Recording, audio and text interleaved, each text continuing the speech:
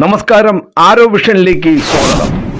രാജ്യത്തെ വെല്ലുവിളിച്ചുകൊണ്ട് ജയ്ഷെ മുഹമ്മദ് എന്ന പാകിസ്ഥാന്റെ തീവ്രവാദ സംഘടന അനുഭാവികൾ കൊടും ഭീകരർ നടത്തിയ ഡൽഹി സ്ഫോടനത്തിൽ അന്വേഷണ ഉദ്യോഗസ്ഥർക്ക് തെളിവായി കിട്ടിയത് കാർ ഓടിച്ചിരുന്ന ഡോക്ടർ ഉമർ നബി എന്ന കൊടും ഭീകരൻ തന്നെ അവശേഷിപ്പിച്ച തെളിവുകൾ.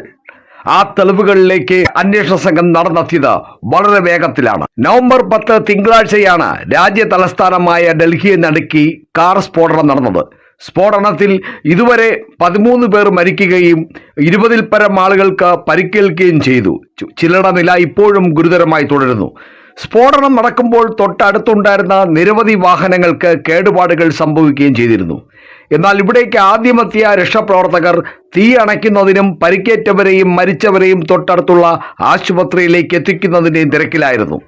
സ്ഫോടനം നടന്നിടത്ത് മുഴുവനായി തകർന്ന വെളുത്ത i20 കാർ, അതായത് ഹ്യുണ്ടായിയുടെ i20 കാറിന്റെ റിമ്മിൽ ഒരു കറുത്ത സ്പോർട്സ് ഷൂ കുടുങ്ങിക്കിടക്കുന്നത് ഡൽഹി പോലീസിലെ ഒരു ഉദ്യോഗസ്ഥനാണ് ആദ്യം ശ്രദ്ധിച്ചത്.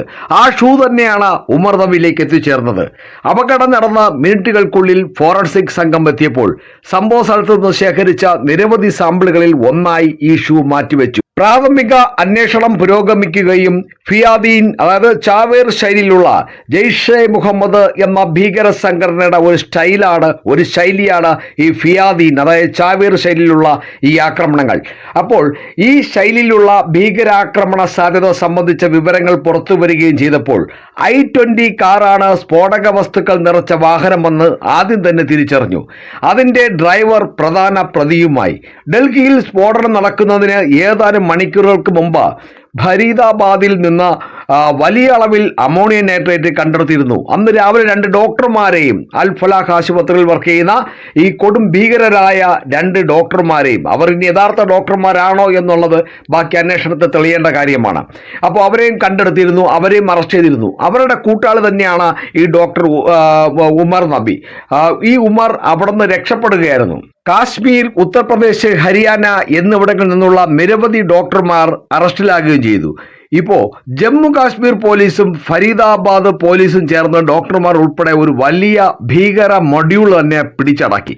ഇത് വലിയ ഒരു ഭീകരാക്രമണ ഗൂഢാലോചനയുടെ സൂചന നൽകി. ഡൽഹിയിലെ ചെങ്കോട്ടയിൽ നടന്ന സ്ഫോടനത്തിന് ഈ ഗൂഢാലോചനയുമായി വലിയ ബന്ധമുണ്ടോ എന്നതായിരുന്നു ആദ്യത്തെ നമ്മുടെ അന്വേഷണ ഉദ്യോഗസ്ഥർ ആദ്യമായി വിലയിരുത്തിയതും ആദ്യമായി അന്വേഷണം ആരംഭിക്കാനുള്ള ഒരു ശ്രമം നടത്തിയതും ഈ ഒരു സാഹചര്യം വിലയിരുത്തിയിട്ടായിരുന്നു. ആ സമയം വരെയും ഭീകര സംഘടനയിൽ ഉൾപ്പെട്ട ഡോക്ടർ ഉമർ നബി ഒളിവിലായിരുന്നു. ജമ്മു കാശ്മീർ പോലീസും ഫരീദാബാദ് പോലീസും ഇയാളെക്കുറിച്ച് അന്വേഷിക്കുന്നുണ്ട്.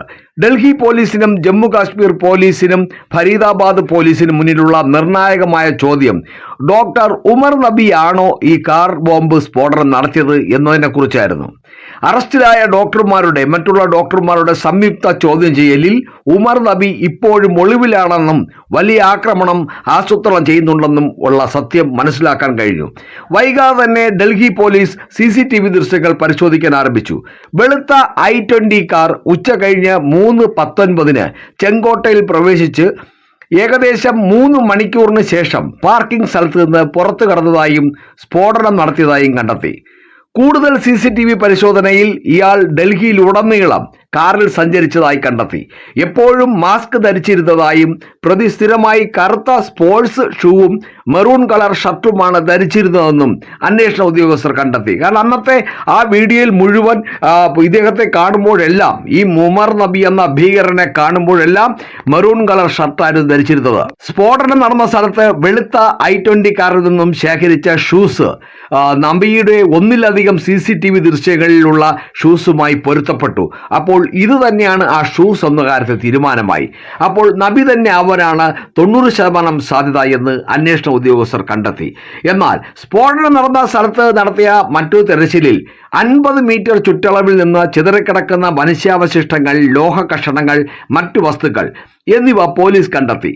ഇതിൽ ഒരു മരത്തിൽ നിന്ന് കണ്ടെത്തിയ മെറൂൺ കളർ തുണി കഷണം നബി ധരിച്ചിരുന്ന ഷർട്ടിന്റെ നിറവുമായി സാമ്യമുള്ളതായി കണ്ടെത്തി. അപ്പോഴേക്കും സ്ഫോടന സ്ഥലത്ത് നബി ഉണ്ടായിരുന്നുവെന്ന് അന്വേഷണ ഉദ്യോഗസ്ഥർ 100% ഉറപ്പിച്ചു.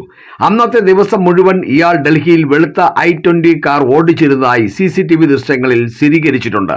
എന്നാൽ സ്ഫോടനം നടത്തിയത് നബിയാണെന്ന് സ്ഥിരീകരിക്കാൻ ശാസ്ത്രീയ തെളിവുകൾ ആവശ്യമായിരുന്നു. കാറിൽ നിന്ന് ശേഖരിച്ച മൃതദേഹ അവശിഷ്ടങ്ങളിൽ നിന്നുള്ള സാമ്പിൾ DNA പരിശോധനയ്ക്കായി ഉമർ നബിയുടെ ഉമ്മയുടെ DNA സാമ്പിളുമായി ഒത്തുനോക്കി. വ്യാഴാഴ്ച രാവിലെയോടെ DNA പരിശോധനാ ഫലം പുറത്തു വന്നു. കാറിൽ നിന്ന് ശേഖരിച്ച സാമ്പിളും ഉമ്മയുടെ സാമ്പിളും പൊരുത്തപ്പെടുന്നതായി കണ്ടെത്തി. ഡൽഹി സ്ഫോടനത്തിന് കാർ ഓടിച്ചത് ഉമർ നബിയാണെന്ന് അന്വേഷണ ഉദ്യോഗസ്ഥർ ഇതോടെ 100% നിഗമനത്തിലെത്തി. എല്ലാ ശാസ്ത്രീയ തെളിവുകൾ ഉൾപ്പെടെ അത് ലോകത്തിന് മുന്നിൽ കാഴ്ചവെക്കുവാനും അന്വേഷണ സംഘത്തിന്റെ കയ്യിലുണ്ട്. പാകിസ്ഥാൻ കേന്ദ്രമാക്കി പ്രവർത്തിക്കുന്ന ഭീകര സംഘടനയായ ജെയ്ഷെ മുഹമ്മദിന്റെ പിന്തുണയുള്ളതായി സംശയിക്കുന്ന നിലവിൽ ദേശീയ അന്വേഷണ ഏജൻസി എന്ന NIA പ്രത്യേക വിങ്ങാണ് അന്വേഷിക്കുന്നത്.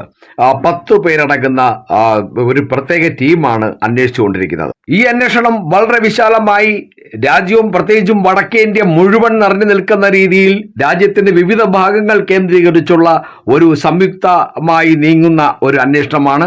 ഈ അന്വേഷണത്തിലൂടെ ഇതുപോലെ വ്യക്തവും ശക്തവുമായ തെളിവുകളും ശാസ്ത്രീയ തെളിവുകളും മറ്റ് അവരുടെ ചാറ്റ് പേജുകളും അതുപോലെ ബാക്കിയുള്ള എല്ലാ എവിഡൻസും കളക്ട് ചെയ്ത് അത് പാകിസ്ഥാന് നൽകും. അത് മാത്രമല്ല ലോകത്തിന് മുന്നിൽ കാട്ടുക തന്നെ ചെയ്യും.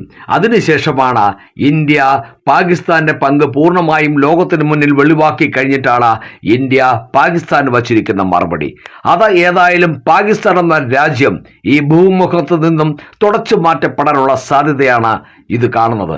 കാരണം കുറെ കാലങ്ങളായി, പതിറ്റാണ്ടുകളായി സ്വാതന്ത്ര്യം ലബ്ധിക്ക് ശേഷം അന്നു മുതൽ ഇന്നു വരെ ഓരോ ഭാരതീയനും അനുഭവിച്ചു കൊണ്ടിരിക്കുന്ന വേദനയാണ് ഭാരതത്തിലെ തീവ്രവാദ പ്രവർത്തനങ്ങൾ, തീവ്രവാദ സ്ഫോടനങ്ങൾ, തീവ്രവാദ കൊലകൾ. മാത്രമല്ല നമ്മൾ അതിർത്തിയിലും എത്രയോ ധീര ജവാന്മാരാണ് ഈ പാകിസ്ഥാന്റെ യാതൊരു പ്രകോപനം ഇല്ലാതെ ഇങ്ങോട്ട് പാകിസ്ഥാൻ വെടിവെച്ച് നമുക്ക് നഷ്ടപ്പെടുത്തേണ്ടി വന്നിട്ടുള്ളത്, മരണപ്പെട്ടിട്ടുള്ളത്. അപ്പോൾ ഇതെല്ലാം ഒരു അറുതി വരുത്താൻ പറ്റിയ സമയമാണ്. അന്ന് ഓപ്പറേഷൻ സിന്ദൂരിൽ നമ്മൾ തക്കതായ ഒരു വാണിംഗ് നൽകിയിരുന്നു. ഒരുപക്ഷെ ആ വാണിംഗ് മുഖവിലക്കെടുക്കാതെ വീണ്ടും പാകിസ്ഥാൻ അവിടുത്തെ ജനതയുടെ കാര്യം പോലും നോക്കാതെ ചിന്തിക്കാതെ വീണ്ടും പാകിസ്ഥാൻ ഭീകരാക്രമണവുമായി നമ്മുടെ ഇന്ത്യയിലെത്തിയിരിക്കുകയാണ്.